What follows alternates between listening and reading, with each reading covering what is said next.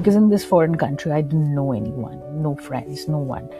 How do I meet these like-minded people? What is ideal mother? What is an ideal daughter-in-law? What is an ideal daughter who's sacrificing and compromising every happiness or everything that she likes doing or she wants to do?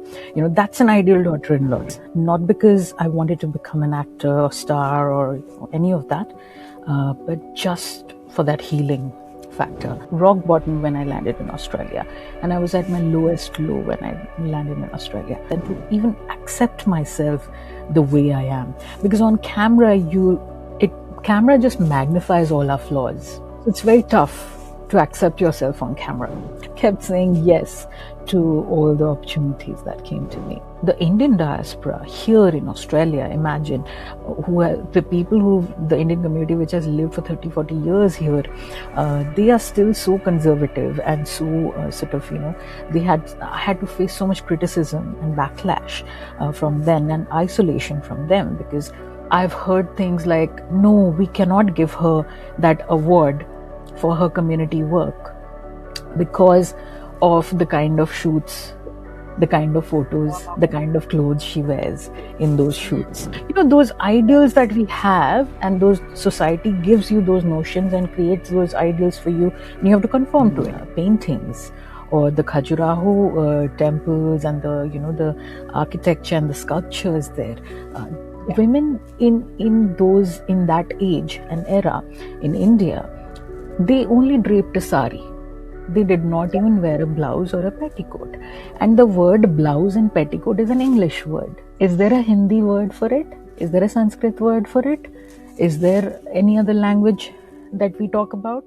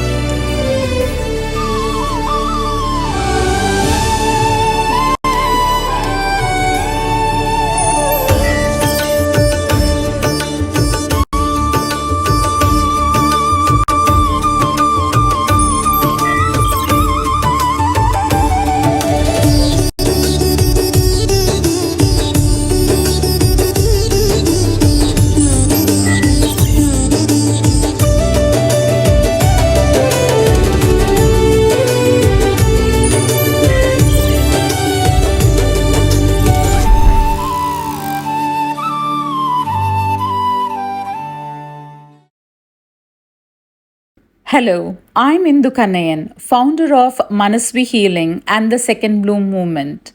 At Manasvi Healing, we help women release the weight of the past and reconnect to who they truly are.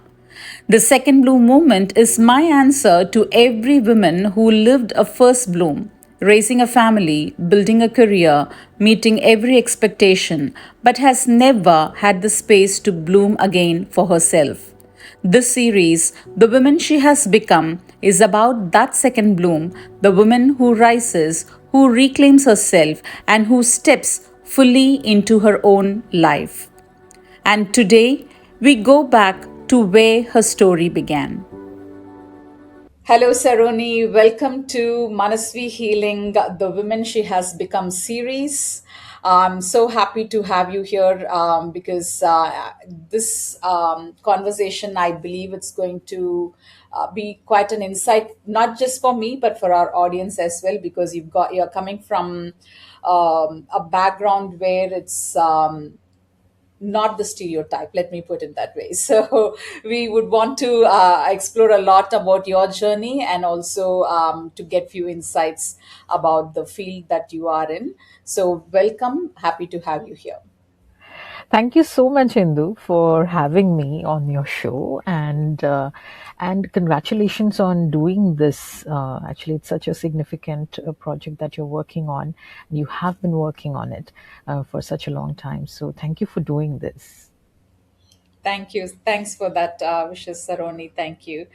Now, Saroni, you are when I think about you, you are an multifaceted personality in the sense you are an actor, model, singer, filmmaker. coach, speaker, and philanthropist. Most people spend a time trying to find one thing, because even these days, when we talk about what is my passion, what's my purpose, we get so much lost into finding that. But you're doing all of this, and is it something that you were planning to do, or how is that your journey into this? Like, take me to a place where you have started, and how you have really gotten all on all these aspects. I think it's very unplanned, and therefore you see this, you see so many things added, and I just said a yes to what came to me, and the way I think it would have started somewhere when I was 3 years old, as early as that. Why I say that is because when it comes to dancing, training in dance or training in semi-classical Hindustani music or singing or any of that, thanks to my mother, who was always continually pushing me, not just in academics and education, but it was also the arts. And every art form I've tried. Of course, in school there was football, there was soccer, there was a lot of those things, swimming and those kind of things that I could explore. But depending on my aptitude, I think I went towards the creative side of things, apart from my education and academics. But and then coming to a point where we are looking for jobs, which is after uni, what do we do? That moment. So I always was in a rush to get into the workforce, and after my graduation, which is university, I did not want to take any money from my dad anymore. So I said that, look, you have taken loans, education loans for my brother, for his MBA and everything. But then I didn't want him to take any more loans or anything for my education. And I did not want to do an MBA because that was the trend at that time, that everybody was doing MBA. If you're not an engineer, doctor, or something like that, science or something, then you are doing an MBA, like cat mat zat. You're doing that, and I didn't want to do any of that, and I didn't know what I would do. I was a very good writer, and I had told all my friends. I was in second year, final year, university, and I had told all my friends that, hey, I'm looking for a job, anything is fine. I just want to make money, I just want to earn a living. And I said that, whatever I make, I will work, I will pay my rent and all my expenses. I was in Mumbai at the time as a student in student hostels, and then PG and all of that. And then I would study, do my postgrads with my own money. I don't want to take any more money from my dad. And that's what I did. Then my friends were all like, very, like one of them, she's a very successful singer right now. So she sent me to a production house. They were looking for some assistant. So I went there for an interview, but I didn't like the kind of lifestyle they were expecting me to have. Like, overnights, I have to stay in office, sleep on the couch, that kind of life. So I said, no, I don't think I'm ready for this right now. So I just took up a call center job at one point in time. Then I was like, no, I don't think I want to do this. And then finally, a friend of mine, she said, hey, you're a great writer. There's a magazine which is looking for writers. So would you want to, do that? And I said, yeah, I mean, I think media and journalism sounds like a great thing. I get to write. So I landed for that interview. Now, little did I know and I did not really find out much about what kind of interview I'm going for, which magazine this is. I didn't have much information. I just wanted to get a job, So then I said a yes to whatever the editor asked me in the interview. And I somehow cracked it because it was a very junior level, entry level writer's job. Yeah. So, and then when I joined, little did I know that it's one of the most hardcore IT magazines that I've joined. And I was far from tech. I did at that point in time, I would have trouble even switching on a computer or a laptop and doing anything. I was more of a literature, creative writer, Shakespearean and all of that. So that's where my journalism journey started. I landed in print journalism and writing for magazines. I had to learn. Thanks to my colleagues, and they were all engineers and techies and geeks. They were actually testing software and hardware. It was a testing lab that I was working in, so it was really hardcore and tech.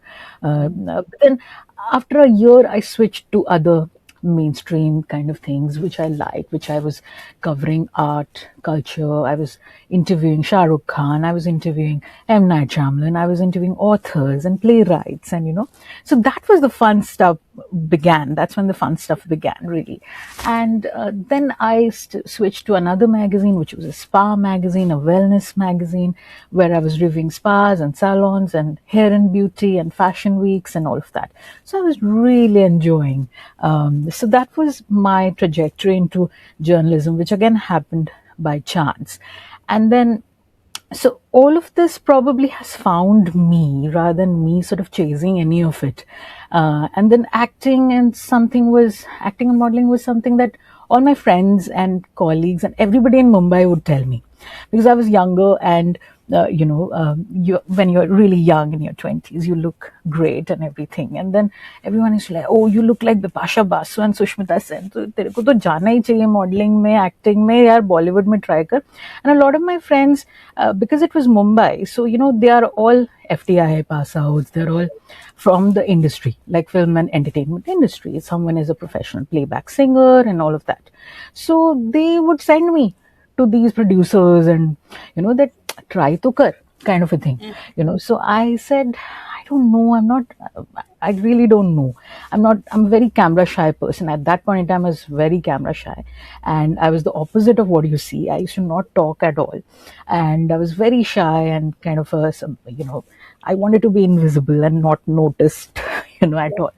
So but then when they started sending me to these producers, a couple of them, I met them, and they did not want to talk about work.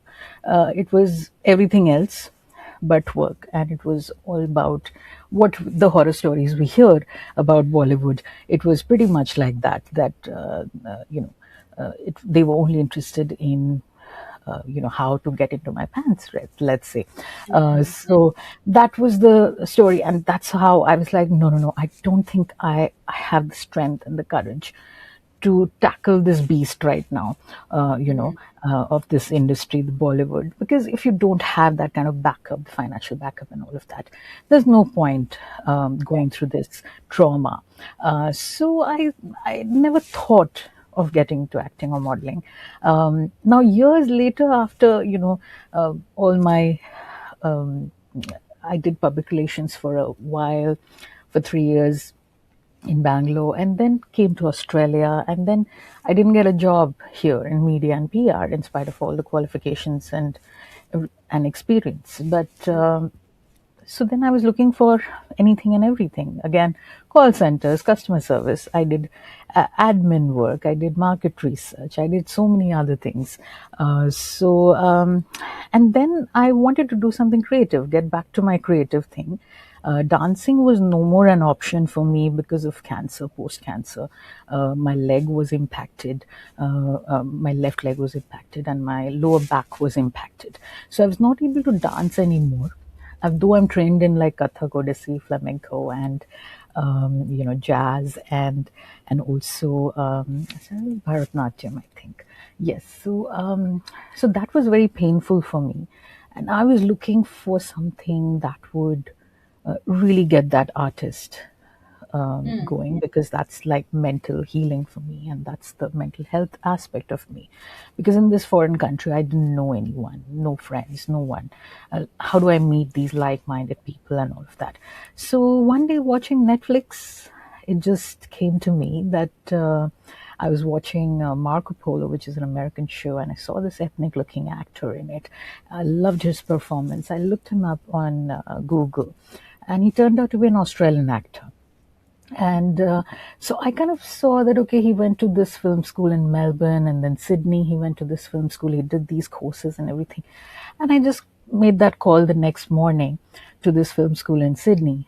And I said that I want to do this course. Can I do it? What's the eligibility for it? So they said, no, there's no eligibility. you can enroll. But I'm not doing that workshop anymore. I'm doing another one, just a 1 day one at this drama school, whatever. And that's how I landed in film schools and started getting my training in acting, because not because I wanted to become an actor or star or any of that, but just for that healing factor. The confidence, the self confidence, self esteem that was completely shattered and destroyed due to all that I've been through all my life. So yeah, it kind of helped me in a very cognitive psychological way to build that self-confidence and to even accept myself the way I am, because on camera it camera just magnifies all our flaws. Mm. It's very tough to accept yourself on camera because I look bigger. I look, Yeah. all your pores, all your flaws are magnified on camera. So Mm. the first time I looked at myself on camera in class, in school, in film schools, I hated myself. I said, no, I can't. I'm just so ugly. Everyone else is skinny, blonde, blue eyes, young, and I'm just the opposite of them. And so I don't think I'm made for the camera. But then that's when the acceptance, self acceptance, and that whole embracing my flaws and the changed me. And I had gained like about 22 kilos, 25 kilos, and to accept myself with all the flaws. Yeah, that was a big change that happened. So I would say, Wow. yeah, coming back to your question would be, yes, all of them found me, and I just kept saying yes to all the opportunities that came to me. Wow, that's what you beautifully said is like it all came to you, like you're not chasing them, it's like it came to you. And then and also I think it's not easy for many of us to, like, even if it's come to you, to embrace that and take it and then take it even further to see what Mm. opportunities it gives. And I think you beautifully did that from your part, like, although it's given. And also I think Mm. you were in a position to see whether this really fits in for me, or am I compromising, or is it like not going to serve me. I think you had that distinction even before, right? I think more than that, one big factor in Australia versus Bollywood, or that India, that 20-year-old girl Yeah. in Bombay who was getting into Bollywood and acting and modeling, and versus this girl who's much older and now in Australia. One big factor was the safety factor, Mm. that it Australia allows women, girls, everyone a safe space. Yeah. But in the film school, not even 1 second did I feel sexual threat Yeah. or unsafe, or like being watched or being ogled at or being stared at or being judged, or any of that. Or people are judging me that I'm fat, people are judging me that Yeah. I'm certain, I look a certain way, or whatever. And the second big factor would be, I was never afraid or scared of losing or failure, Mm. or what are people going to say now.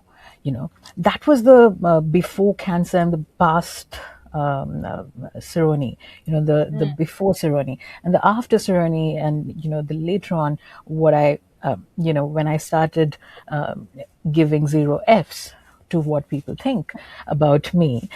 That was the time I started yes to opportunities. Because before that, I would think, oh, what is my mother going to think? My dad going to think? My brother, his friends, my friends? No one's going to marry me. What that bahu, ideal bahu, to nahi hu main, या फिर ideal daughter-in-law, ideal, those ideals that we have, and those society gives you those notions and creates those ideals for you, and you have to conform to it. So I was I don't need you. I don't need your validation anymore. I do not want to be the ideal daughter-in-law, daughter, brother, sister, girlfriend, friend, partner. I really don't care anymore. Yeah. Ideal mother. What is ideal mother? What is an ideal daughter-in-law? What is an ideal daughter who's sacrificing and compromising every happiness or everything that she likes doing or she wants to do? That's an ideal daughter-in-law, right? Who sacrifices everything for you. Mm. Ideal mother is who sacrifices her entire life and she just doesn't look after herself, but she's always looking after the family. So Yeah. I did not want to be that. I said no. I am, and cancer taught me that. I think at Mm. my lowest low, I was at the rock bottom when I landed in Australia, and I was at my lowest low when I landed in Australia, health wise, physically, mentally, emotionally, financially, in every way. But I was not scared to lose. I did not have ego issues that, oh, what are people going to say if I'm working at a supermarket or Coles or Woolies or, I used to be this journalist who everyone knew and who was interviewing Shah Rukh Khan and everyone. Now, if I have to work at a call center, what are people going to think? Who are these people who I'm trying to Mm. impress? Mm. Where were Mm. these people when I Yeah. was struggling and fighting death in hospital? Yeah. Did anyone pay my bills? Do any of these people pay my expenses, rent, mortgage, loans, or anything for that matter? If today Yeah. something happens to me, is who is the person who's going to take me to the hospital? Any of these people? No. They're just judging me all the time, and they always have something to say, whether I'm thin, fat, dark, fair. I've lost more hair, now becoming bald. They're just constantly scanning. Mm. Mm. Who is she talking to? Oh, she was seen with this guy. Who she was talking to? She's very friendly. She smiles too much. Then she doesn't smile too much. She's very arrogant, and so you will be judged for anything you do. So Yeah. I started. I think everything has started to happen or came to me just because I was not scared of failing. I was never scared of failure. I was never scared of losing. I was never scared of what people are going to think about me anymore.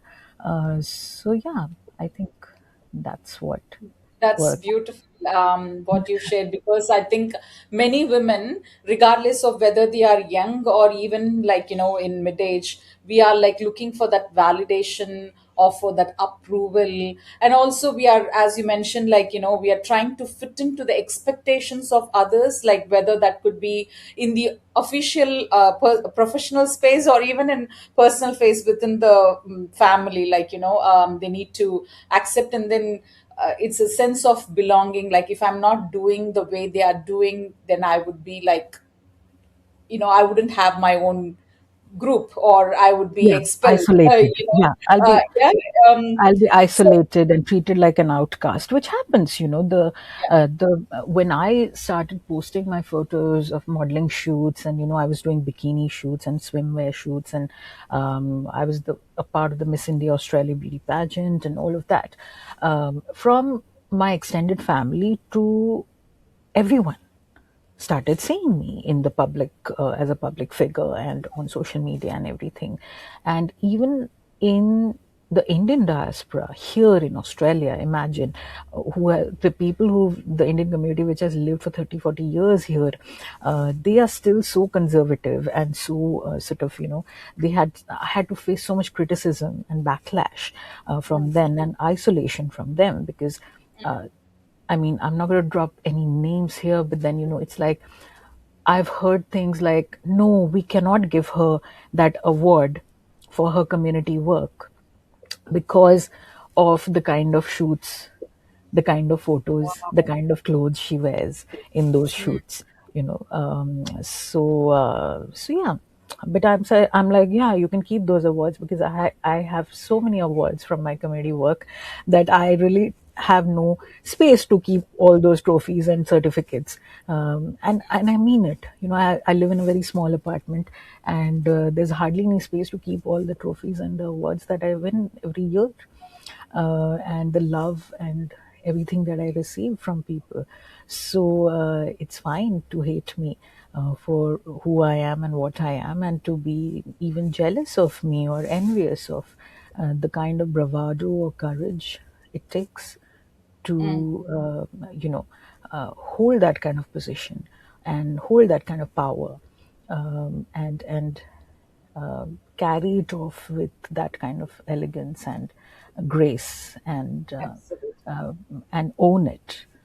Yes, yes, absolutely. Well said, Saroni. And it's people, and you mentioned something like, although they are settled here for some time from India or from even Asian countries, they still have that. The question I it comes up to me is because usually we say you change your environment, your thinking and your behavior, everything, then it changes. So why is that not that shift has not happened? And especially within the Indian community, I could see in Mm, many, mm, like, they have the strong the cultural belief, like they hold it really strong, even mm. though there's no need for it, like, and although, I see, like, comparatively from here to India, like India has Yeah, changed a bit, like quite. not a Yeah, bit, like a lot. yeah, But quite. then people who are settled here, Yeah. I don't see the change as much as it's needed. Why do you think it's like that? I really don't have a like a clear cut answer to that, but I have felt that Indians in India are way more liberal and open minded and accepting and embracing towards change and the modern era, than the Indians settled abroad. And especially the first generation Indians, not us, like I'm a first Yeah. generation migrant, but too, but then, maybe the age is different or whatever. And therefore, you will see a huge gap between the second generation kids, like their kids, and them. They have that huge difference, because difference in opinions and thoughts, thought process and everything, because they were born in Australia, and they find Yeah. it really hard to kind of manage expectations from parents who are so rigid about Indian cultural values, systems, and everything. I think what really happens is, or that a probable thought or concept that happens is that they are probably holding on to the India that doesn't exist anymore. They really want to rigidly hold on to that. And to tell you the truth and tell all these people the truth, India was never a conservative country. The patriarchy, the sexism, and the unsafe environment for women and girls in India, it only came in. I mean, and if we are talking about revealing clothes and India, and therefore that's not an Indian culture or value system. I would love to tell you the truth that if you look at our old paintings or the Khajuraho temples and the architecture and the sculptures there, uh, Yeah. women in that age and era in India, they only draped a sari. They did not Yeah. even wear a blouse or a petticoat. And the word blouse and petticoat is an English word. Yes. Is there a Hindi word for it? Is there a Sanskrit word for it? Is there any other language that we talk about?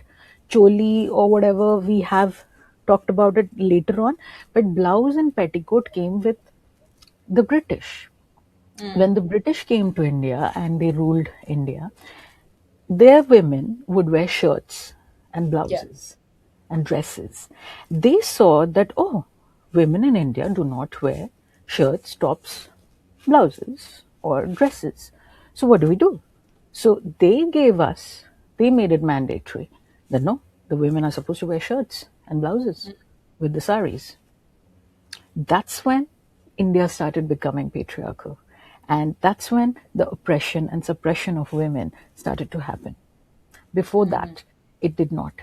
Underskirts, petticoats, that's a British thing that started, because they used to wear, their women would wear it. Yeah. But India was not conservative at all. India was very broad minded and very liberal minded towards women. We worship our goddesses, we worship our women. you know. And goddesses, or the paintings and the avatars that you see, Yeah, they're yeah, not yeah. wearing some shirts and trousers and jackets Yeah, and you know head to toe, even the veil or the ghungat, that came to us when the Mughals conquered India. right. Because the Mughals would wear hijab and they would cover their heads. But Indian women never covered their heads. The Rajput women Yes. never covered their heads. But when the Mughals started to invade us, to protect our women and to follow their norms, we had to introduce ghungat and veil Right, for our right. women. So India was never conservative. So I think the Indians abroad are holding on to that India which never was truly India or Indian culture. It was all Yeah. derived from the Mughals and the British and the patriarchal system and sexism that we adopted from others. And that's how we started suppressing and oppressing women for everything. Like if I have to wear a dress, I have to convince 25 people before I choose to wear a dress. You know, I Yeah, mean, how would I walk, talk, sit, stand, smile? Everything is dominated and dictated by them.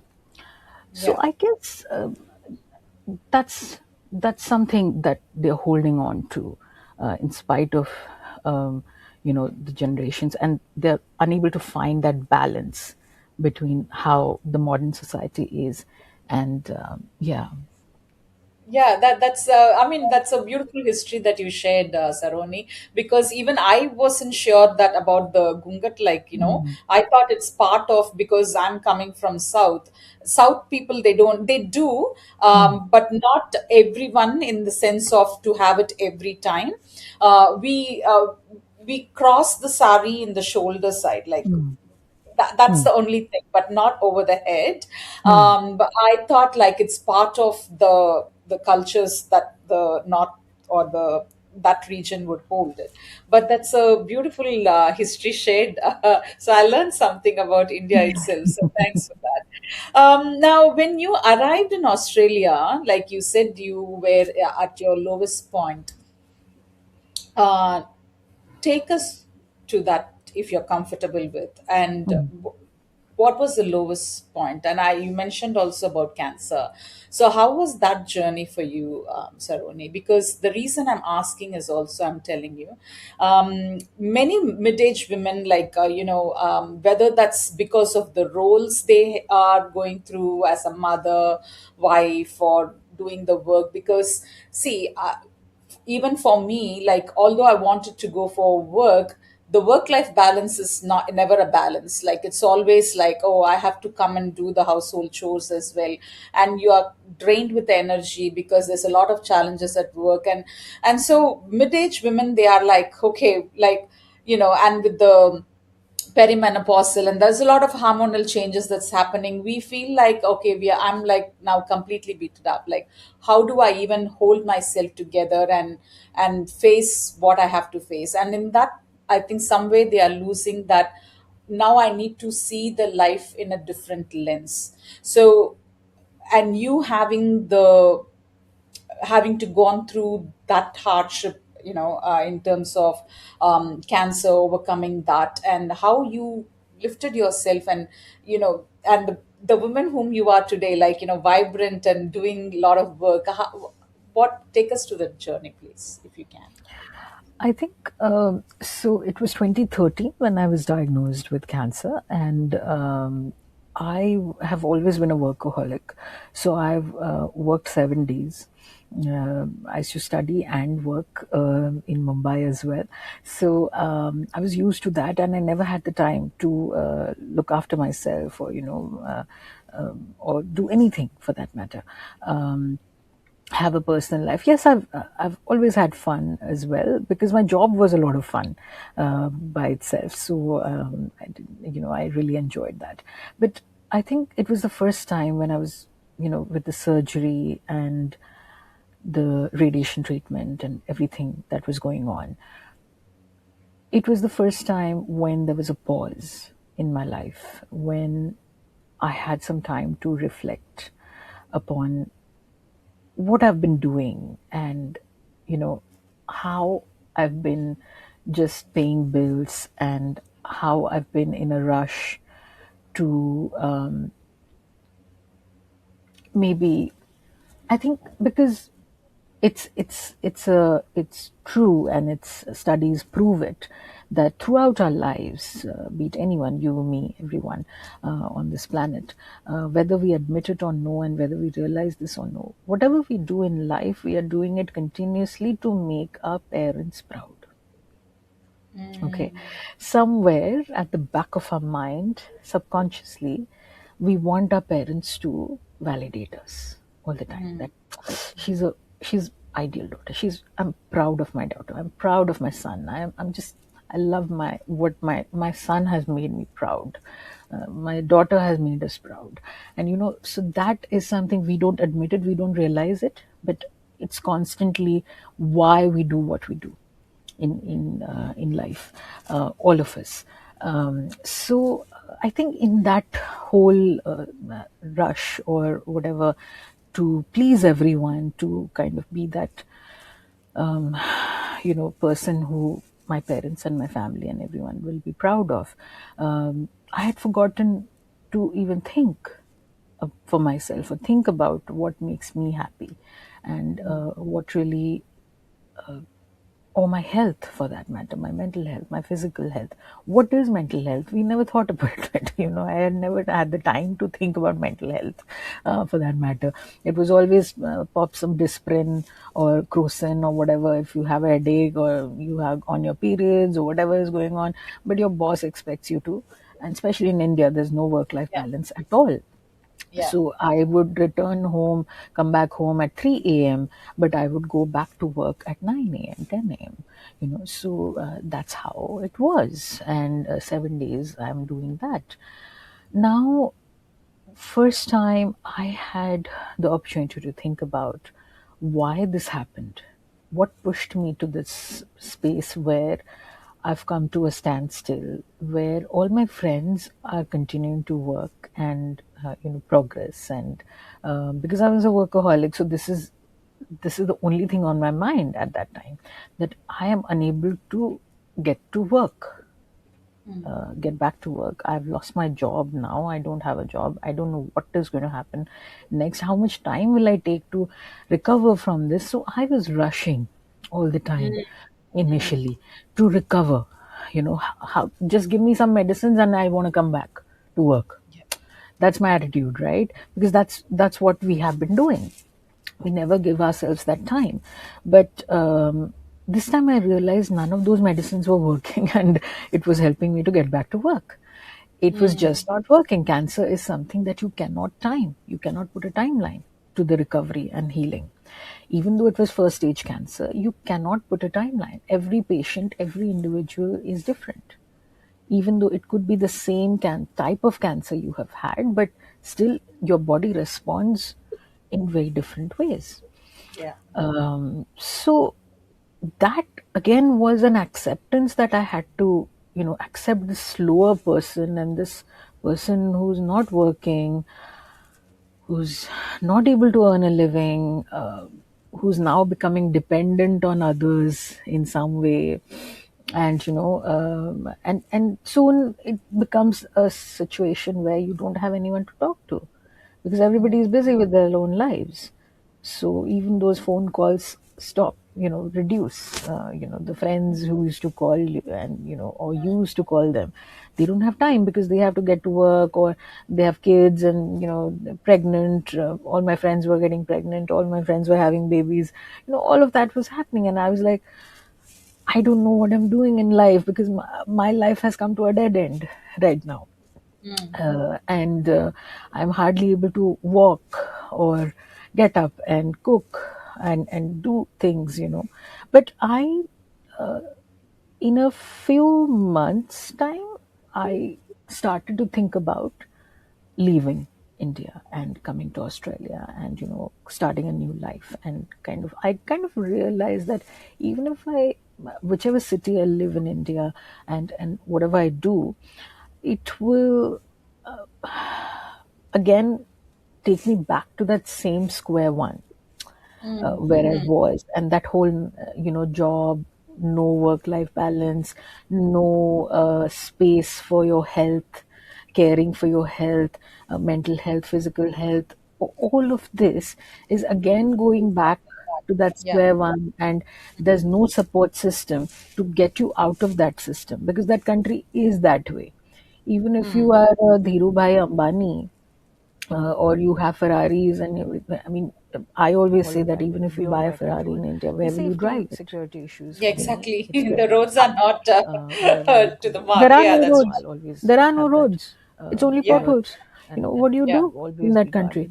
The environment is going to be the same. Pollution, dust, all of that is beyond my control. The safety, security issues for me, it's going to be the same. Wherever I go, I'll always have that alert, and I'll always be guarded. Someone is Yeah. following me, someone's trying to grope me, someone's trying to assault me, someone's trying to catch me or grab me. So this kind of a stressful situation, how do you get better health wise, mentally, physically, emotionally, in any way? So therefore I made that decision to leave India, and thankfully I got the visas for New South Wales, and landed here. And I was ready in terms of, like, that whether I have to work at a Starbucks, I can watch opera. That's all I had. That I just knew that there's the Sydney Opera House, and I'm just going to work at a Starbucks and watch opera, and that was my plan. I will do skydiving. I will do all the things I've never done before with that money I earn from a cafe or whatever, wherever, a supermarket or wherever I'm working, and that's all. So I never had those notions about myself that I will get a job at whatever I was doing there. I will do the same thing here, or the same position, or same designation, or all of that. And I wanted to start over. I wanted a country or a place where I have no history. No one knows me. I don't know anyone, and so therefore I'm just a new person, and I'm invisible completely.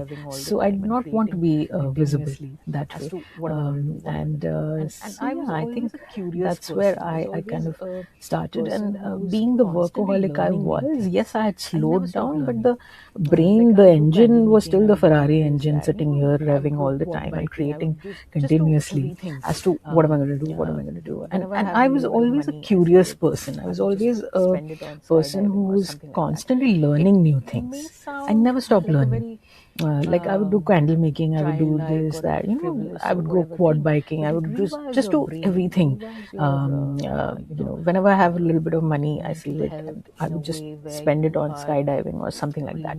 It may sound like a very childlike or a frivolous or whatever thing, but it rewires your brain, rewires your mental health in a way where you are really not, when you jump out of that plane for skydiving, the free fall happens. You really know that you might die, and you're not scared of death anymore. And the feeling of flying, you feel like a bird when that whole free fall stops, and you're like this. The parachute opens, and you just, that adrenaline, and that feeling, and that how it rewires your brain is just, if you are facing brain fog, perimenopause, any of these symptoms, or it could be cancer, it could be something that has pushed you to that pre menopausal kind of a shock, or the body is in shock, or whatever. I really feel that learning something new, it could be within whatever your physical bounds. Of course, your body the best, if it's swimming, if it's anything, but learn something new every few months. I would say. And that's the only way. And acting was something new that I was learning, and acting teaches you something new every day. And that's why I never left that profession. It wasn't the money, or it wasn't anything. We are poor people, it doesn't give us anything actually initially, acting, unless you become the star one day, when the millions of dollars come in. But before that, you're really one-sided investment. Like, I trained as a under a one of the biggest directors very recently in January, Jocelyn Morehouse, and to be a director, how do directors think, and how do I make films and things like that. So it was again a very different rewiring that I had to do. That I was not thinking as an actor, now I have to think as a director as well. And how do we work with actors and script writing and all of those things. So I'm constantly learning new things. And that, I think, keeps me going. It doesn't allow me to get into those negative thoughts, or even though I'm not feeling well, body wise or physically or health wise, on an everyday basis, I get abdomen cramps and pain and endometriosis. There's so many medical conditions that I go through. But all of those fights with the hormonal change and mood swings and everything that we go through, I think it becomes much, much manageable if you are involved in learning something new. Yeah, I completely agree, and I had gone through a bit of rough phase as well when I was separated, and I was like, okay, what do I do? Although there is some internal commotions happening, but then I wanted to do, and that's when I think you mentioned like you want to do the skydiving. It's like going back to your inner child to see like whether you're adventurous person or whatever. I felt I connected with my inner child. I didn't know the term or this is what I'm doing, but then I was like, I want to do everything that I like to do. And so I was like, in the south side, they do Navratri. It's similar to Dashra, but they have this form of having, they call it as Golu, where they have the arrangement of toys, and it's a 9 days that they worship and they celebrate. And during my childhood, I go with my granny to all these places who would have those.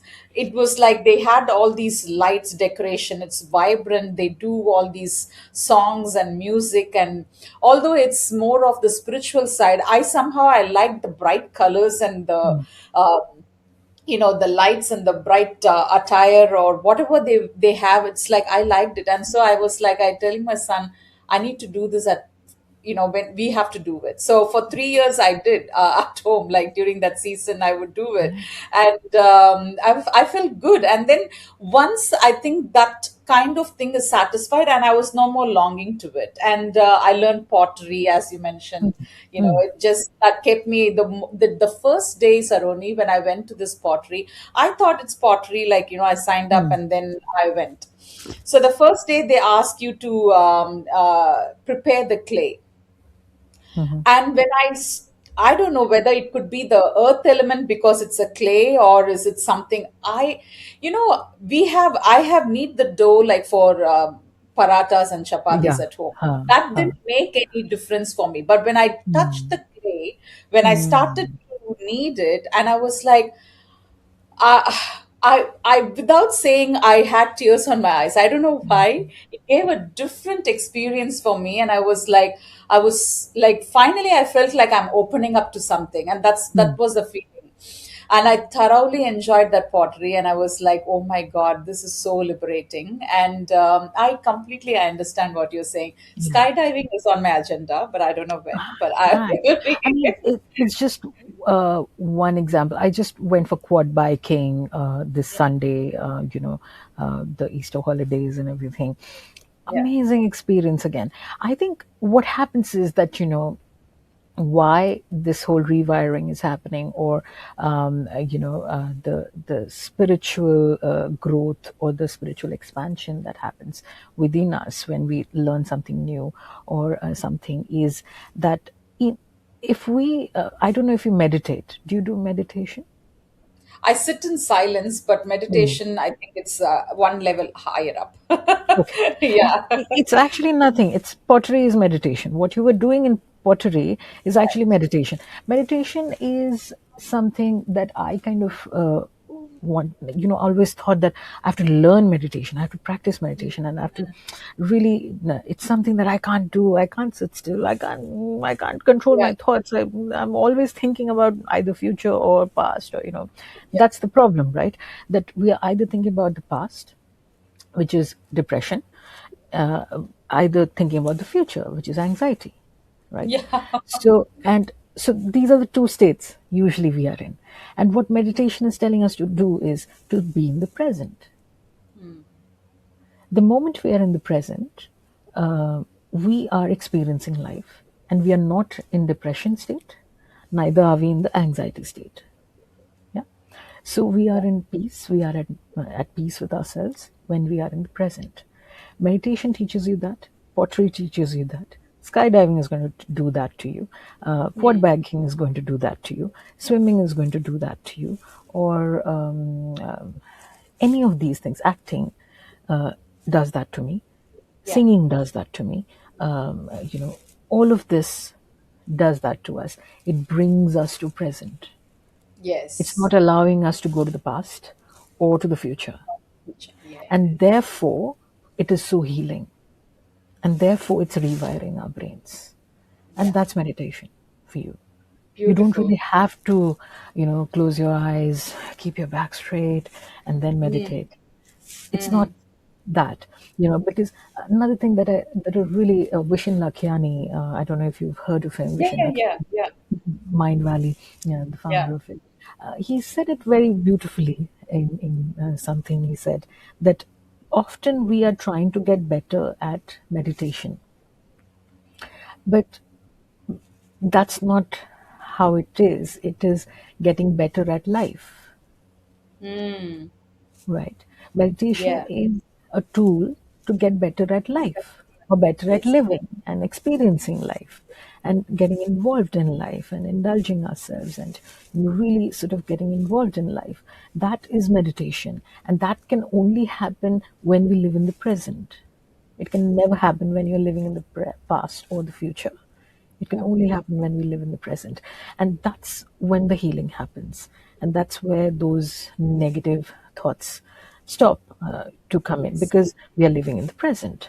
Because future, we are unable to control. Past, we can't control. The only thing we can do, again, not control, but do, is to live in the present. And that's Yeah. meditation. That's all meditation Beautiful. does. So yeah, I think that's what rewiring happens, and that's the healing that happens when you're learning something new. Beautifully said, Saroni. Beautifully said.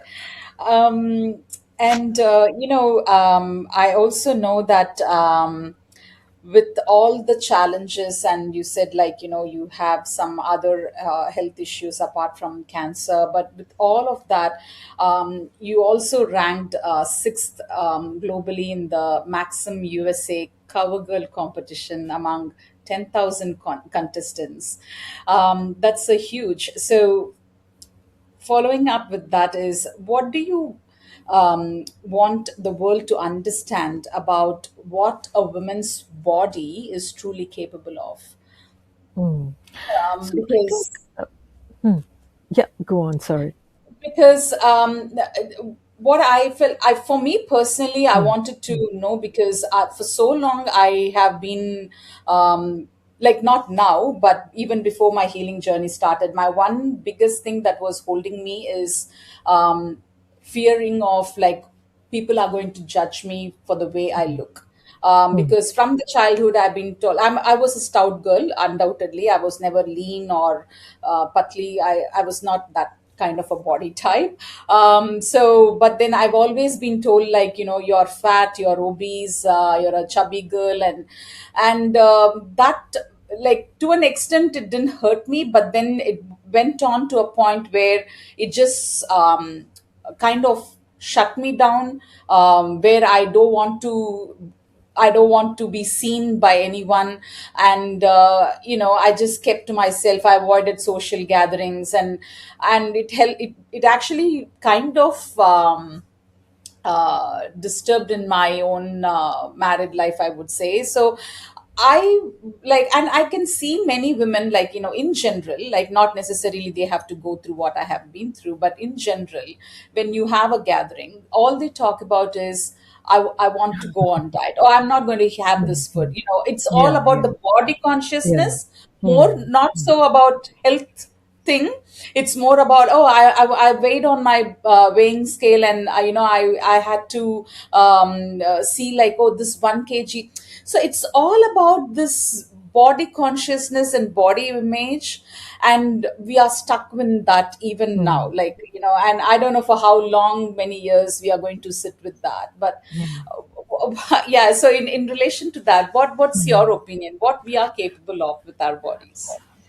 I think that's something so common that you were describing.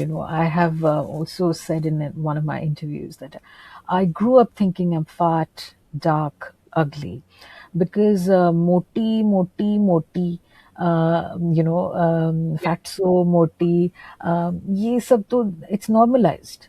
It's actually Mm. मजाक से बोलते हैं, प्यार से बोलते हैं. These are nicknames we get when we are kids. Yeah. Brothers call us Moti, friends call us Moti, Fatso. तो या इस तरह का जो the language and this banter, we call it banter, and Yeah. मजाक से बोल रहे हैं, but it has such deep impact on us, which we are unable to get out of for the rest of our lives. It is Yes. such a cage. It is such, these are such shackles that we cannot break them, you know. We're just not able to come out of it and accept compliments. Like if someone compliments me, even now, I have a problem handling it or processing it. I don't I'm not expressive about it, or I'm not these days I've kind of uh, known how to mask it, Master. but I personally I'm not accepting that compliment. If you say, oh, you're looking stunning, you know you're saying it, and I'm going to say thank you, you're very kind, but I am still not, within my heart, I'm not accepting it, because I'm not used to accepting myself as a beautiful person or stunning, or all of these compliments that I get, or the fan following that I have on Instagram, and my modeling shoots, and all the photographers who are such big fans of me and who want to shoot with me, and all those the Maxim USA competition, winning that, or being on the FHM Australia calendar this year, as the first Indian origin woman or actor and model to be featured in Maxim USA or FHM Australia, and all of these things that are happening to me, or even being in the Miss India Australia beauty pageant, or all of these spaces where skinny, blonde, blue eyes, younger the better, skinnier the better, and you just get implants and Botox and lip fillers and nose job and facelift and contouring and body contouring, rib removal surgeries, and there's no end to this obsession with Yes. being skinny and looking younger and looking, and so you have to be skinny, but you have to have boobs and ass and all of that. So then we are getting implants, right? We lose weight and then we get implants to get that hourglass figure, or that so-called beautiful sexy figure, because we want a thin waist like a Barbie doll waist, but Barbie doll has a very good bust line as well, which is absolutely not natural and naturally organically possible. If you Yeah. lose weight, you lose all over weight. Yes, exactly. Lose fat from Yeah. your body, you will lose your bust line and your hip, or whatever curves you have. It will proportionately go Come down down. or reduce. So it's not possible to have that figure that we see on screen or on Instagram and social media, that is not natural, naturally achievable. That has been achieved through a lot of these cosmetic and external factors, padded bras, padded underwears to have that hip. You get padded underwears to get that kind of curvy hip if you want. And then the waist starts to look narrower. Then you have an hourglass body. Then you have lip fillers, nose job, chin tucking, facelifting. No wrinkles must show, no lines must show. What are you, a doll or are you a human being? So, and everyone starts to look like clones of each other.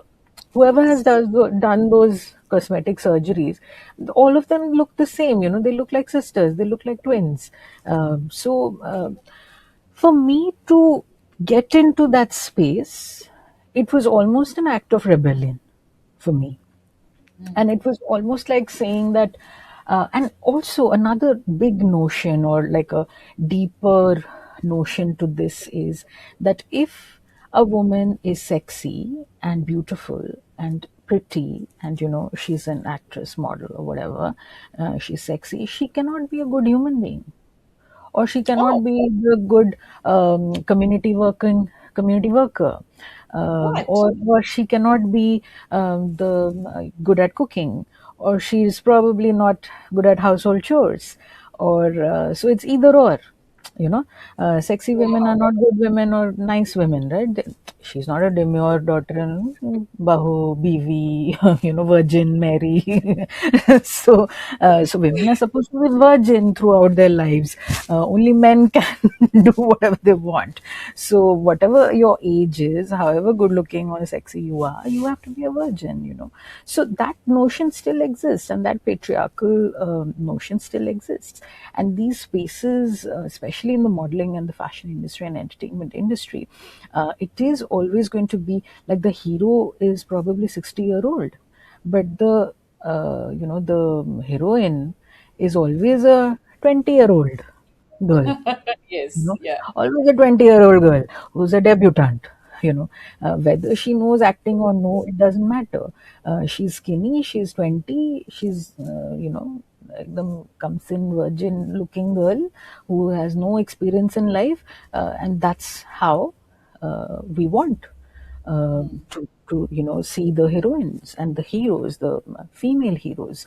That's still what we are aiming for, or we're constantly pressurizing everyone to see. But my thing was an act of rebellion, saying that no, I can have a huge fan following with whatever 100 kilos I weigh, and I can do modeling, and I can be featured in Maxim USA, and I can be featured in FHM Australia calendar with those other blonde, skinny, young girls with implants and Botox and Ozempic and GLP-1 and drugs and Monjaro and all of those weight loss injections and drugs that they have been taking, and all the Victoria's Secret angels that you see, the supermodel figures that you see, they are, most of them are, either have some sort of an eating disorder, which is very sad truth of that industry. They have an eating disorder like anorexia, bulimia, something like that, and they live on cocaine and drugs. Yeah, I mean, I'm not going to again drop names here, but the Bollywood stars and supermodels of the world from time immemorial live on drugs and cocaine, because how will you get high impact, high octane energy levels throughout the day in a sustained manner without eating food? It's not humanly possible. It's only drugs and cocaine which can do that for you.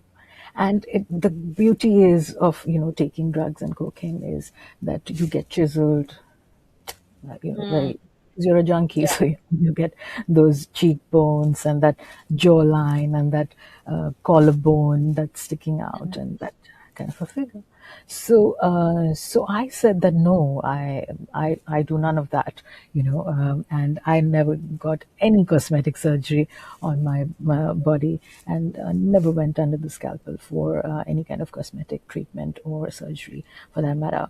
So I said that whatever I am, and I am going to highlight all the flaws that I have on my body, and let's see what happens. And the people, there are haters, but there are so many admirers, and there are so many fans that I have who love the way I am. So I would say to everyone around is to not lose your mind when it comes to these things, and don't lose that education you've had, the brains you have. Please don't, please listen to that. And there's no point getting into this whole space where you are harming yourself to get that Barbie doll figure. Yeah, that's there.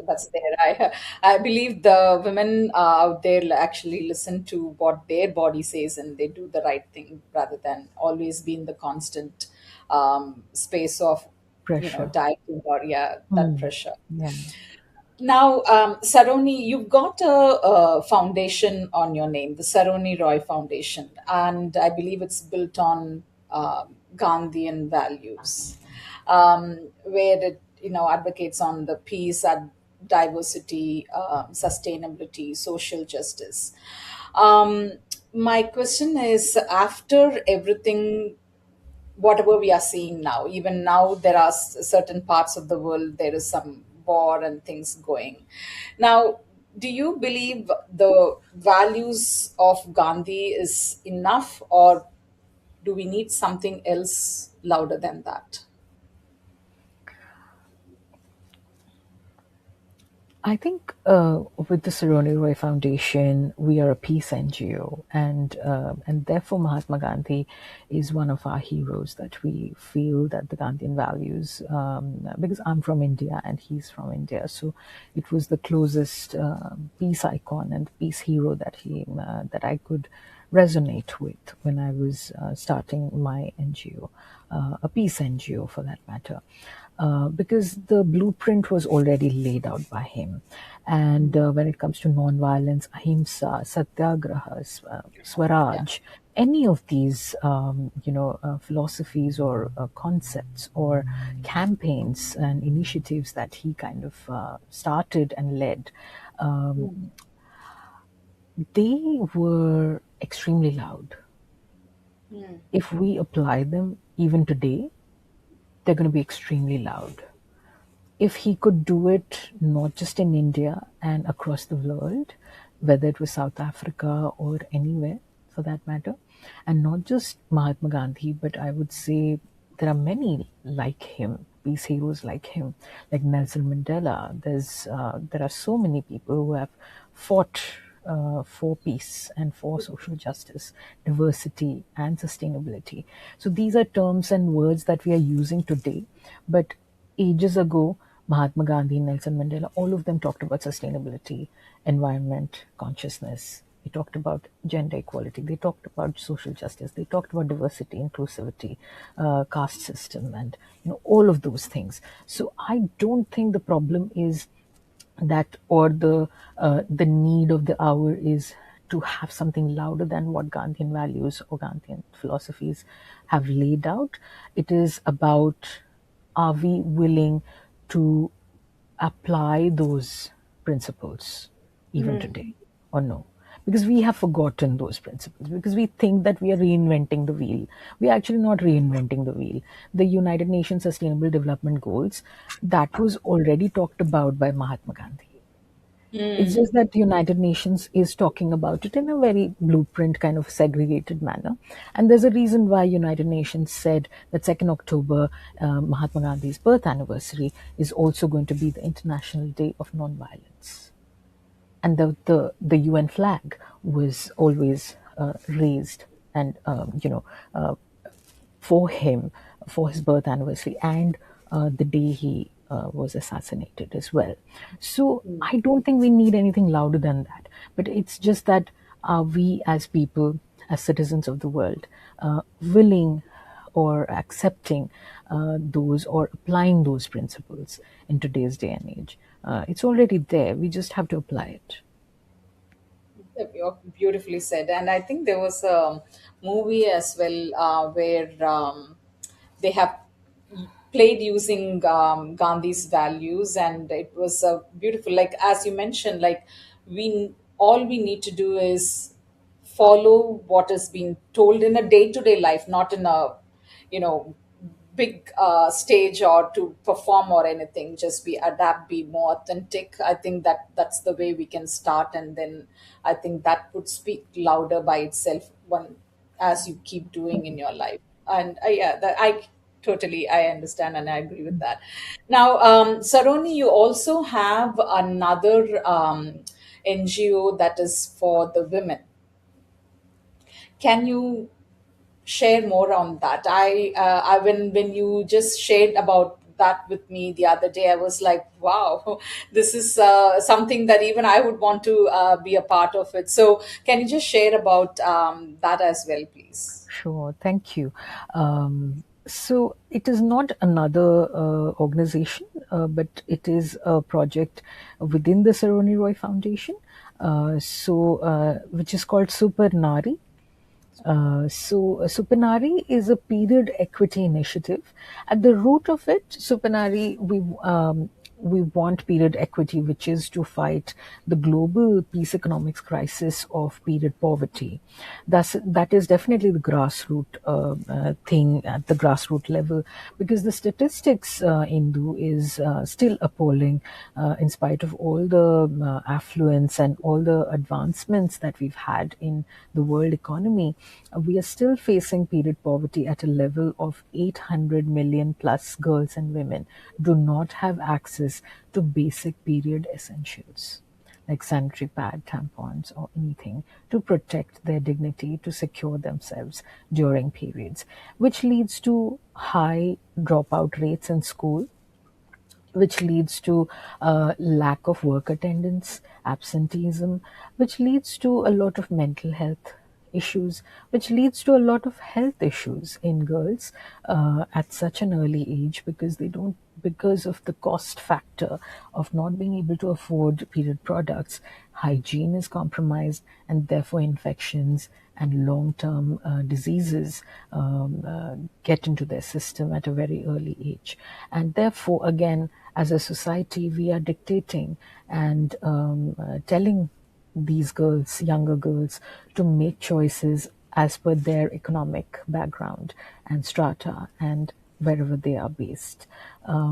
Which is again very unfortunate. When we talk about poverty, we think about food insecurity, but to think about it that if this person is going through food insecurity and homelessness, then definitely this, and if this is a female that we're talking about, this female will be going through period poverty as well. She does not have sanitary pads or anything to protect herself or live a dignified life.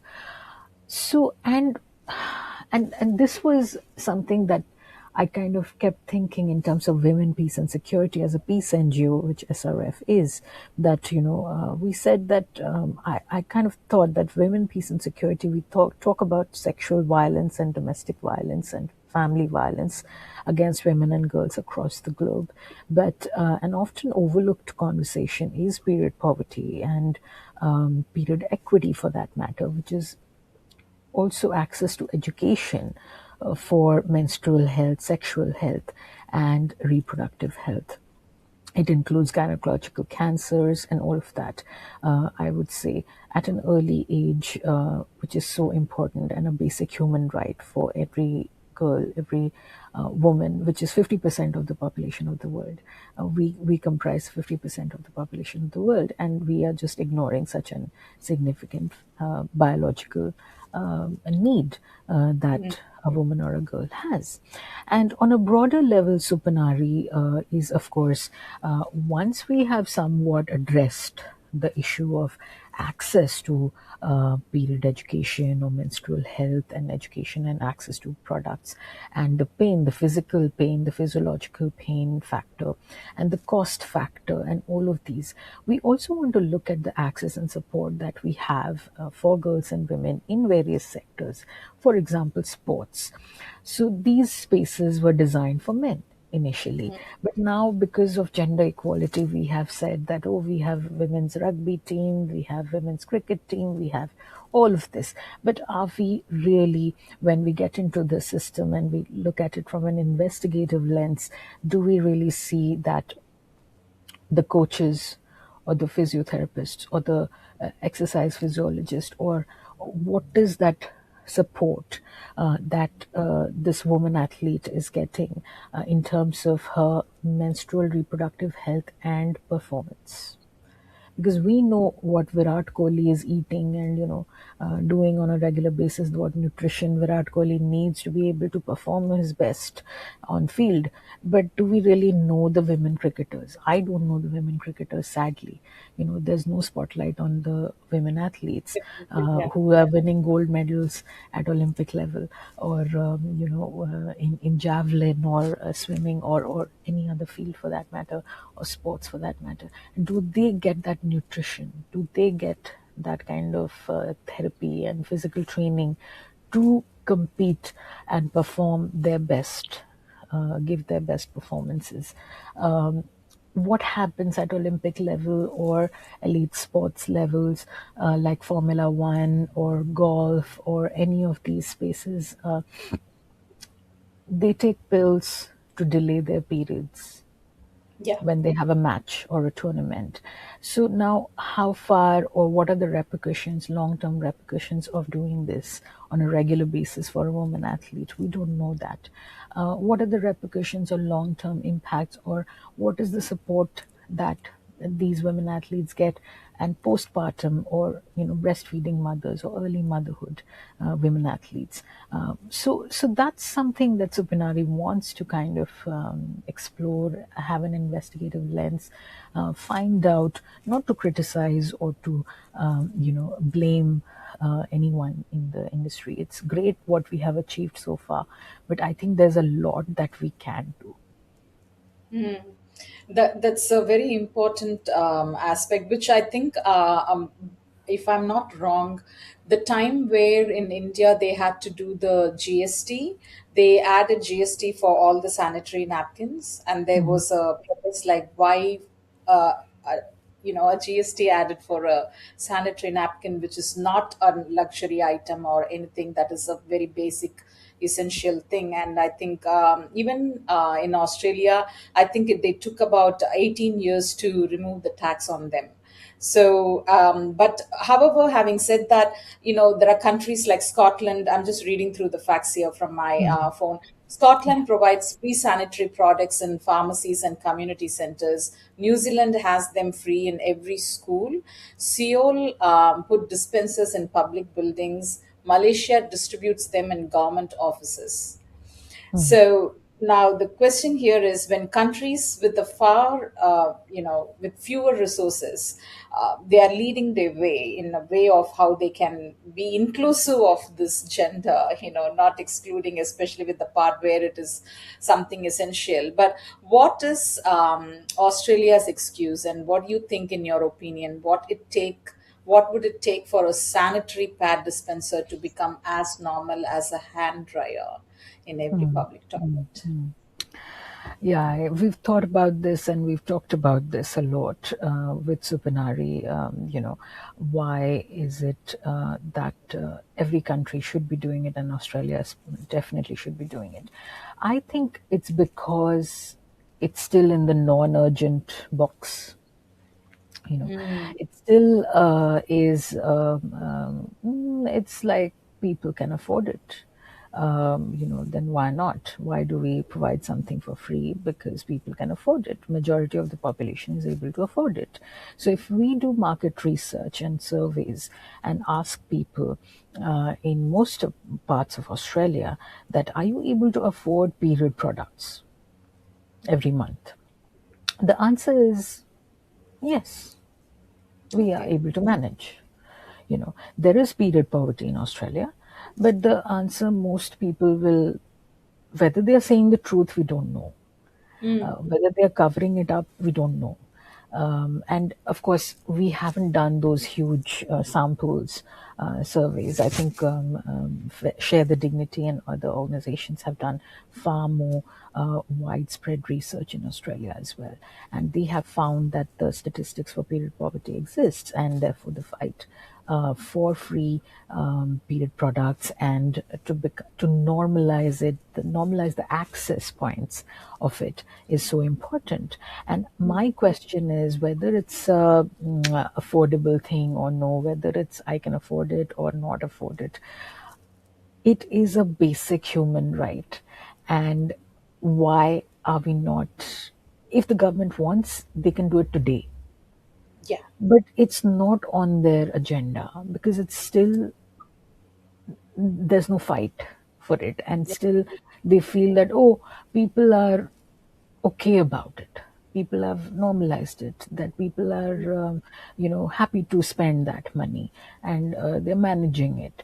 So the day the entire majority of the population and all women stand up and say that no, this has to be under the Medicare system, or this has to be under the bulk billing system, or something like that, then the government will do it.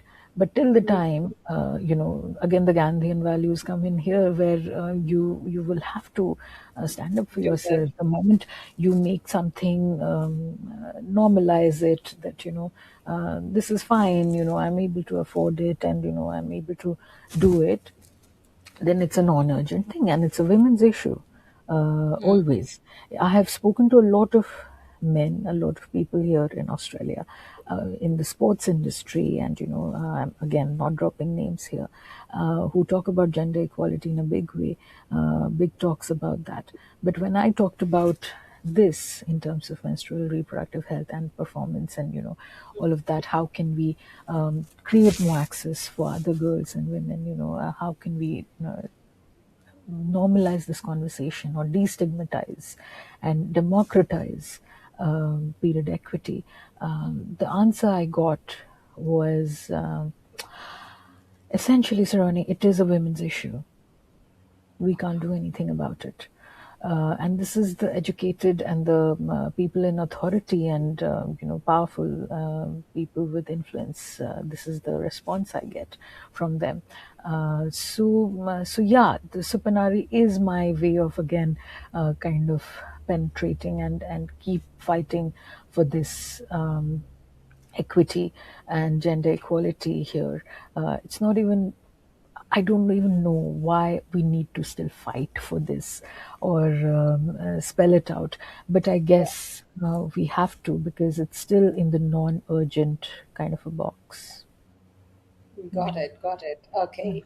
Unfortunately. Sooner or later, I think there will be an answer. But yeah, if I could be in any part of this movement or whatever that takes, I am happy to be there. And I Definitely. would I want think to be there. It's all not your, that I'm. yeah, you and everyone listening to us today, I think I would love to get your support on this, and get, your signatures, or whatever way we can do it, because it's not my organization or my project or my campaign, it's everyone's, and whatever I do, it's for everyone, for the people around us, and how we can support each other.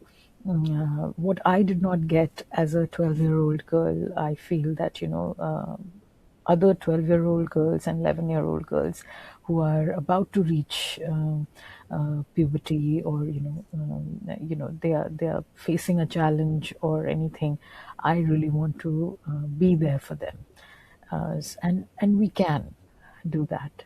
So yeah. Definitely, definitely, yeah. As you mentioned, it's everyone's movement, not just one particular person's campaign. Yeah. So definitely, I believe the women who are hearing this, and even men, any whoever Mm. is watching this, they would be on board sooner or later. Saroni, we have really touched base on a really deep topic, the journey that about yours and all of that. I want to take this for a little lighter before we wind up. So I've got rapid fire round for you. Okay. Before that, Indu, then before getting into that rapid fire, I've been very inspired and in awe of you and the work you do and everything. I would like to ask you something. Is that okay? Sure, sure. Okay. Go for it. I said that let me give you some, let's change, swap places, and let me ask you something. Just something that I was thinking about would be that what do you think was like a turning point for you in life? Every one of us has had some sort of a turning point in life, but what do you think has been like a turning point for you? Wow, thanks for asking that question. Turning point for me was my dad when he passed away. That was that came as a shock, and I couldn't grieve completely because my son was in HSC, and I was thinking like if I have to like let myself loose, I wouldn't be able to focus on him. And um, but the reason I'm saying it's a turning point, it's because Saroni, when I'm attached to my dad, like so but whatever I'm saying, it's not like I don't love him. I do. But the thing is, he had his ideology back then that women are not supposed to go for work, and women are like the weaker link in the society, and kind of that's his thought. But I didn't realize growing up that is going to take a big toll on me, because it was like always told, like I have an elder sister, and she hasn't, like she's 9 years elder to me, and she was not allowed to go for work. So it was like you finish your college and then marriage, and it was the same for me as well, like you finish the college, you have to get married. But the thing what happened is, as you are going to the school, like I didn't had any bigger ambition to take any professional course or anything. And I was like, I went into the science, and I did a degree for the sake of having a degree, to just having that societal status, to be, you okay, she's a graduate, and that's about it. It got no meaning or value to it, because I couldn't build any skill onto it. And after marriage, it's the same, like you're not going to go for work, it has to be. And even when I had a point where I can go for work, it was like, what skill do I have? Because over the period of time I didn't had any skills, and all these things were like accumulating. And with the arranged marriage, it was so much of mixed thing, where when he passed away, there are a couple of things that was I had to ask myself. So because when he passed away, and it was a terminal illness for him as well, but then until the last moment of his life, he told us that he has no regrets. He has lived his life, and he's been like a good father, good husband, and a good son. And he had this iconic laugh, like all his friends like really admire and adore him. And after his funeral, like when I was coming back on the flight, I was thinking, what would I be telling in my deathbed? Would I have any memories at all?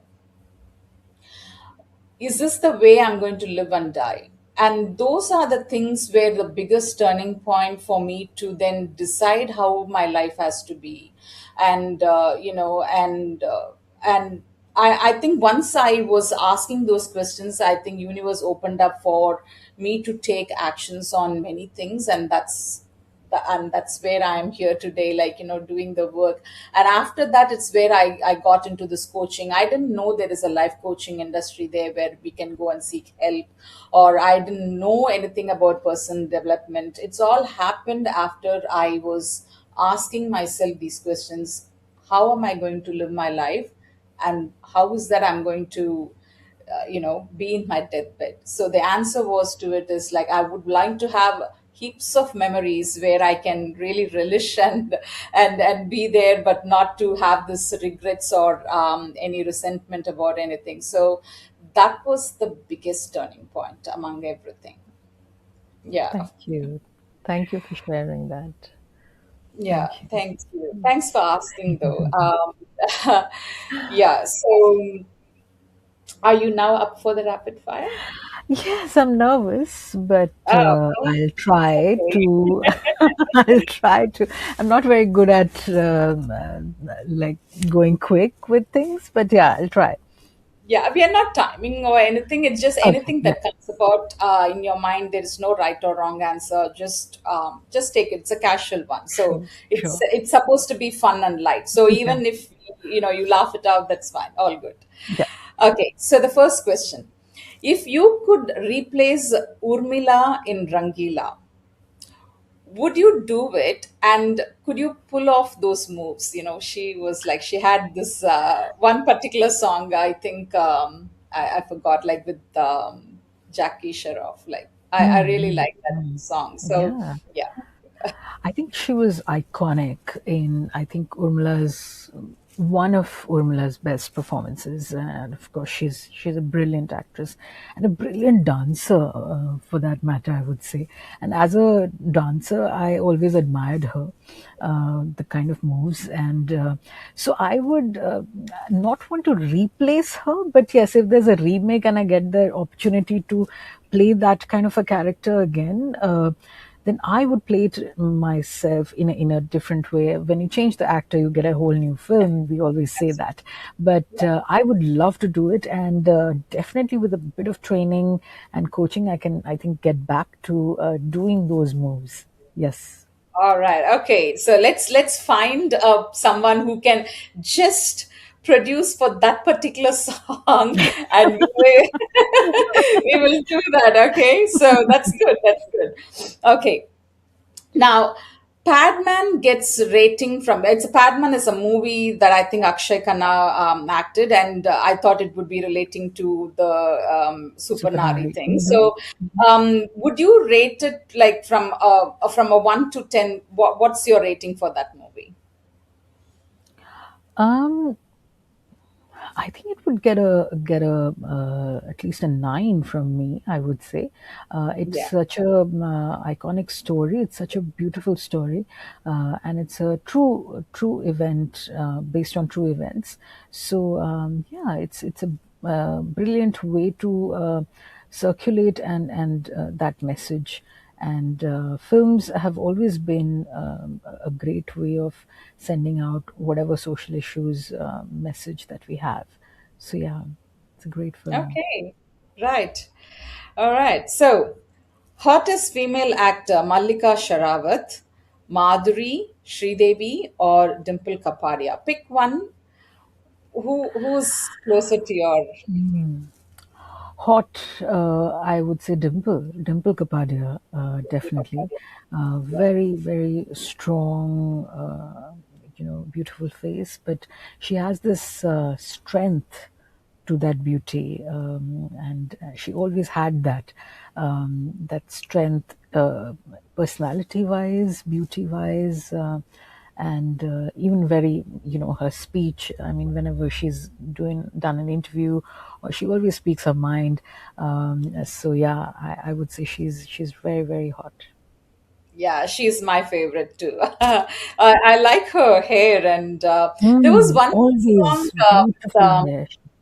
yeah, Mm. this one song with Rishi Kapoor. It's very famous. Why I'm not getting those songs in my mind, I don't Is understand. it the Uh, Jane Gona, or the I think Sagar? it's about Kamra Bankar or something like that. The Bobby song then. Bobby movie. Yeah, yeah, That's yeah, yeah. that चाबी खो जाए हम तुम Ah, कमरे में that's right. बंद और Yeah, चाबी yeah, खो yeah, yeah. जाए or something. Yeah. Yes, yes. I She really was so like that young, song. and she was never the.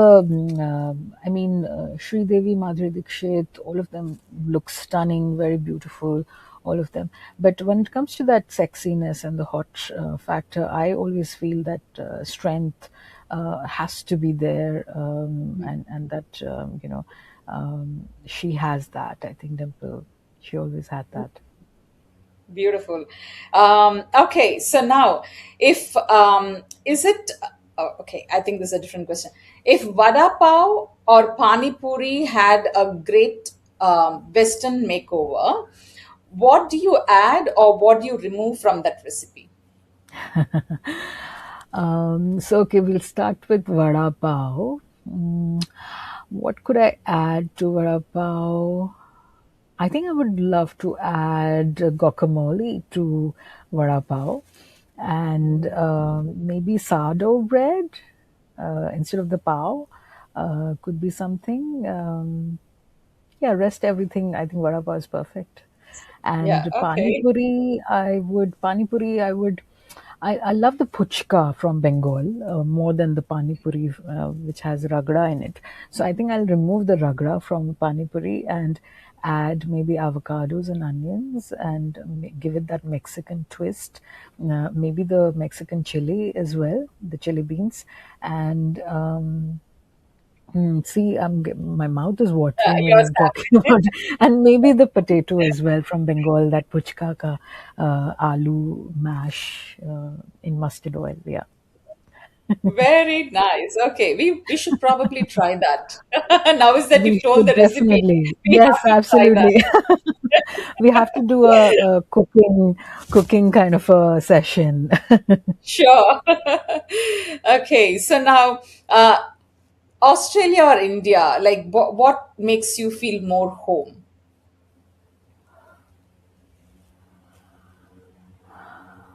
I would say Australia. Yeah, because not that I don't feel at home in India, but somewhere, even when I was in India, there were so many times I felt like a misfit in India. I felt that I I don't belong there. Not because I don't belong there, but it was more how people treated me as a as being different, or starting from my accent to my voice to my everything. So I think Australia gave me that space to be myself, however I am and whatever I am, and I could just yeah, just be myself, have that taste of freedom and space, and Yeah. do whatever I want, live the life I want to live. So yeah, I think Australia feels more like home now. Yeah, I agree. I could resonate with that answer as well. So yeah. Saas Bahu serials or reality TV shows or politics these days, which is more dramatic? Oh, I think politics was always very dramatic, and even now it is dramatic. I mean, look around, may not be Australian politics, but I think US or anywhere else, India or anywhere else, it's just really, really dramatic, and yeah, Yeah. it's really entertaining.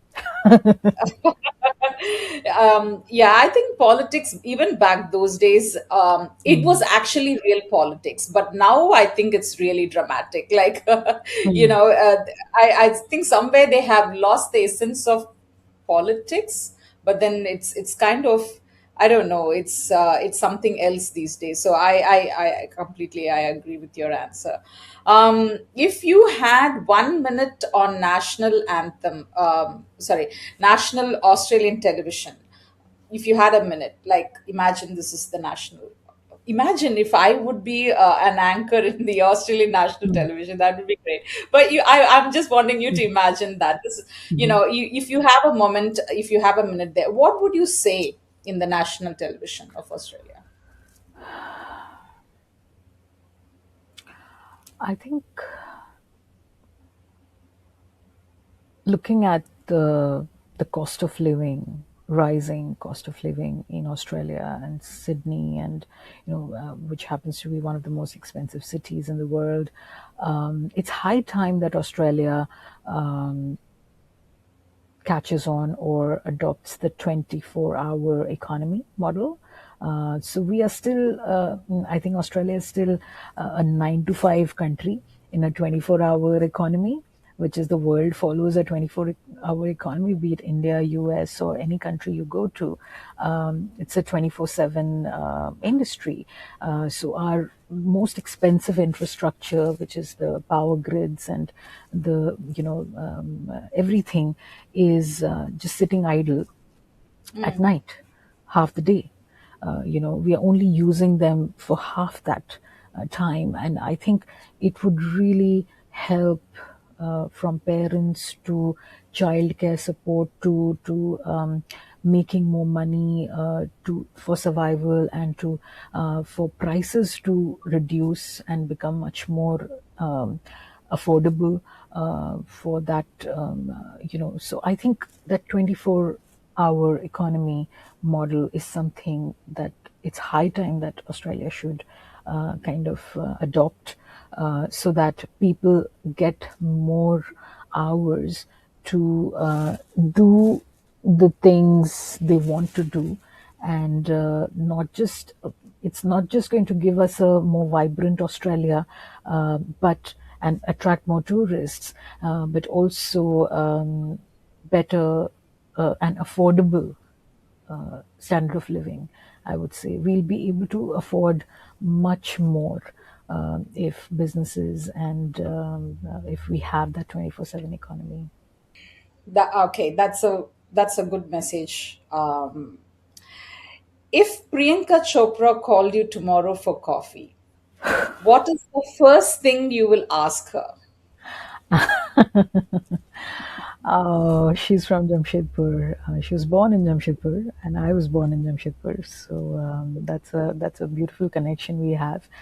And I always admire her, that what she has done in her life and what she has achieved. So what am I going to say to her if she calls me for coffee?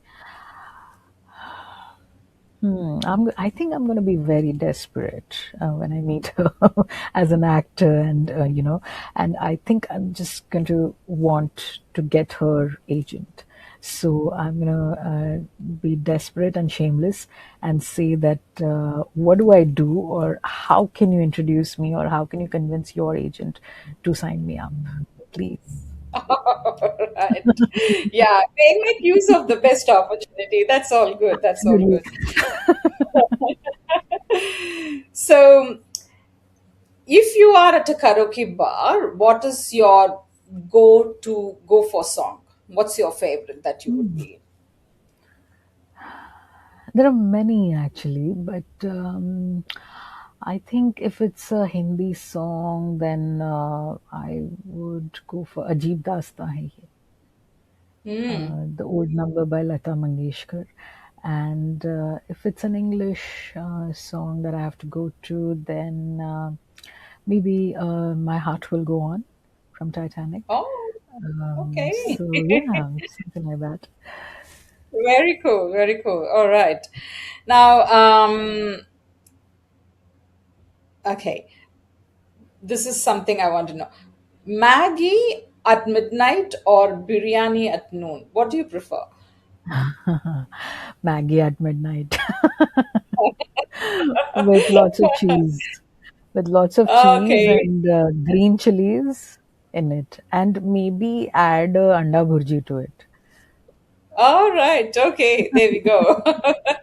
All right. So the next one is the superpower every Indian woman in Australia secretly has.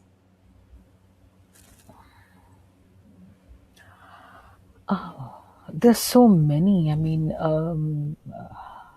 like, I think Indian women, we are, because of the societal norms and the the whole thing of conforming to, you know, the societal norms. I think since from a very early age, Indian girls are, at least our era of girls, were trained to do everything. मतलब in Bengali we have a phrase, जूतो शिलाई থেকে चोंडी पाठ, मतलब पूजा पाठ से लेकर जूता सिलाई करने तक. Mm. तो उसको सब आना चाहिए, Yeah. सर्वगुण संपन्न, है ना? सर्वगुण Right. संपन्न, तो cooking, From utensil, yeah, from A to dishes, Z. हाँ, Yeah. बाथरूम साफ करना, झाड़ू पोछा लगाना, कपड़े धोना, आयरन करना, वी वर टॉट एवरीथिंग, क्योंकि शादी करना है ना, शादी होगा अच्छा सा, तो घर संभालना है, that was the goal, right? That was the aim. And but again, coming back to that thing, that we are very resilient, and mentally, emotionally, physically, in every way, Mm. from versus any, not just Australian but any other ethnicity, women, we, brown women, black women, we are all very, very resilient, women and girls. We never give up. We don't take no for an answer, because we have done that for a long time. So we have quit that, being in that mode of accepting no for an answer for everything, and we've had to fight for whatever we have done in life. Nothing came to us, or nothing was given to us, or we were not born with a silver spoon, so we've had to fight, and we've had to really make position, and make, carve out seats for us on tables, to get a seat in that table. So I think that's our superpower, that we are so resilient and so, unstoppable, and so, and we were bullied and we were trolled, from a very early age, so it doesn't affect us anymore. मुझे कोई मोटी बोलते तो, ठीक है, बचपन से ही सुनती आ रही हूँ, इसमें क्या है? अच्छा, अब ज्यादा खाती हूँ, अच्छा हाँ, तो वो तो बचपन से ही सुन रही हूँ, इसमें क्या है? डाइट कौन सा डाइट? तो सब खाते, पुचका खा रही हूँ, मैगी खा रही हूँ, सब खा रही हूँ, so we were really, we had normalized that, whatever, and that, and therefore we are much stronger and much more resilient. So I think that's a superpower. Beautiful, beautiful. And this would be the last question in this rapid fire. What do you tell your younger self? Don't listen to them. I would say, yeah, stop listening to everyone, pleasing everyone, and making everyone else happy. Stop doing that. Yeah. I think every woman, or even everyone has to know that, stop Yeah. listening to what others say. Yeah. So very good, very good. With that, we have come to the end of the rapid fire, and also with our show as well. What is that you would want to share to our audience? That with your, or NGO, or anything that you would want to share with us. What is that? Hmm. I think, the only thing that I kind of benefited from, or kind of helped me, I would like to share that, with everyone, is to, I always believe that, your life unfolds in proportion to your courage. So if you have the courage to, say yes, or say no,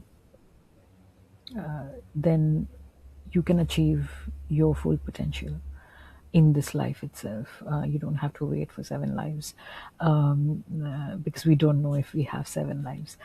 So it is a short life we have, but say yes, learn to say yes, have the courage to say yes, and have the courage to say no, to, something that doesn't serve you anymore, and, finding that, sacred purpose. And, that's the only way to unleash that limitless mindset, that you can be limitless and you are limitless, in terms of, achieving or becoming whoever you want to be. And there is no age limit or physical factors that are, a restriction or, binding to you. The only person or the only factor that is actually stopping you from becoming that person, or, achieving that goal, is yourself. Because we don't believe in ourselves, we think very small about ourselves, we always minimize ourselves. I still do it. I try not to, but yeah. So I think, having that courage and finding that sacred purpose is going to keep you going in tough situations and will unleash that limitless mindset. Beautiful, beautiful message. Thanks for that, Saroni. How can the so you have inspired many people through your interview here. So now these women want to contact you. How can they be in touch with you? So I'm there on Instagram, Facebook, LinkedIn, yeah, everywhere. So just contact me there, connect with me there, DM me. I do try and check my DMs and PMs, though there are too many random ones. You can also email me if you want at info@saroniroy.com. And yeah, we also have the website there. There's a contact form. You can go through that. It straight comes to me. I check it very sort of regularly. So yeah. Beautiful, beautiful. Saroni, yes, the conversation we had, beautiful conversation. You shared about your journey from, doing multifaceted things and how you got into it and the challenges that you had gone through, whether it's professional or personal as well, and how you have beautifully evolved into a person where you are helping other not just in women in particular, like even the younger generation through the Super Naari, and it is a big cause actually.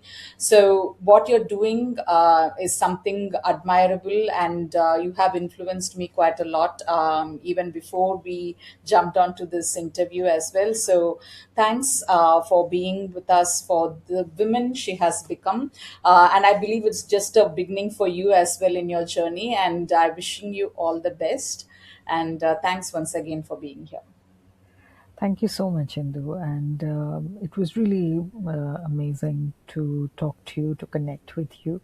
I really want and hope that we soon meet in person and connect. That coffee is pending from my side.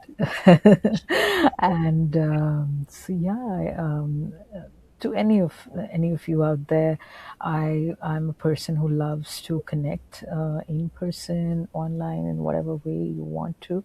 I get too many requests for dates, and they want to date me and all that.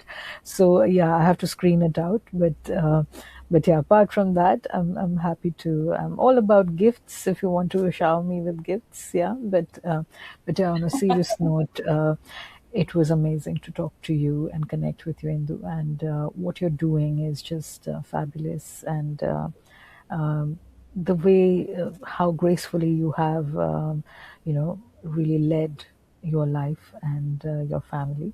It's really commendable and very admirable. Thank you. Thanks, Aroni. Thank you. And it's mutual, I guess. So thank you. Thanks for that.